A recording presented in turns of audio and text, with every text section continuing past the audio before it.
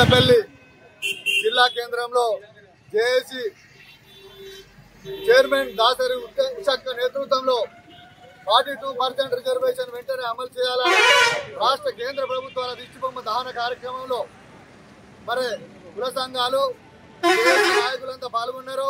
రాష్ట్ర జేఏసీ పిలుపు మేరకు ఈ కార్యక్రమం 42% రిజర్వేషన్ వెంటనే అమలు చేయాలని ఈ యొక్క జేఏసీ పెద్దపల్లి జేఏసీ ఈ కార్యక్రమం తీసుకున్నది. ఈ కార్యక్రమంలో ముఖ్య ఉద్దేశం బీసీలను మరి 9వ జీవో ప్రకారం కొనసాగించాలి.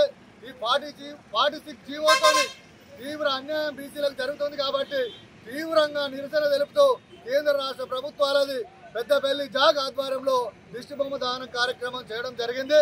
ఇప్పుడు గౌరవనీయులు పెద్దపల్లి జేఏసీ చైర్మన్ అక్క దాసరి ఉషక్క ఈ యొక్క కార్యక్రమాన్ని ఉద్దేశించి మాట్లాడవలసిందిగా కోరుతున్నాం. మరి నేడు మన తెలంగాణ రాష్ట్రంలో 42% లోకల్ బాడీ ఎన్నికల్లో బీసీలకి రిజర్వేషన్ ఇస్తా అని చెప్పి జీవో 9ని తీసుకొని వచ్చి మరి నేడు అది సాధ్యమైతలేదు అని చెప్పేసి మళ్ళా బీసీలకు అన్యాయం చేసే విధంగా జియో 46 తీసుకొని రావడం జరిగింది.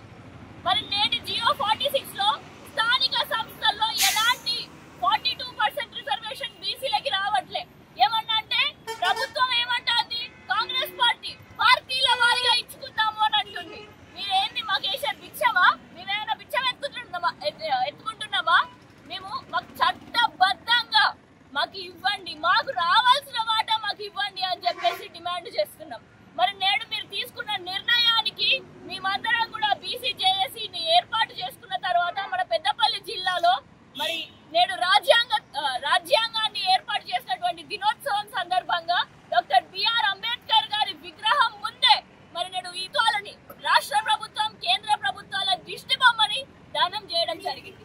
మరి ముందున్న రోజుల్లో ఇంకా విపరీతమైన బీసీ ఆందోళనలు చేస్తాం కాబట్టి నేటికైనా ఒక డెమోక్రటిక్ పాలనలో, ఒక ప్రజాస్వామ్య పాలనలో ప్రజలకు ఏం కావాలో కోరుకుంటున్నామో అడిగి విని తెలుసుకొని అది అమలు చేస్తామని చెప్పేసి ఎన్నికల ముందు హామీ కాదు, ఓట్లు వేసుకొని గెలిచిన తర్వాత అది ఏ విధంగా అమల్లోకి రావాలో చర్యలు తీసుకోవాలి అని చెప్పేసి తెలియజేస్తున్నాం.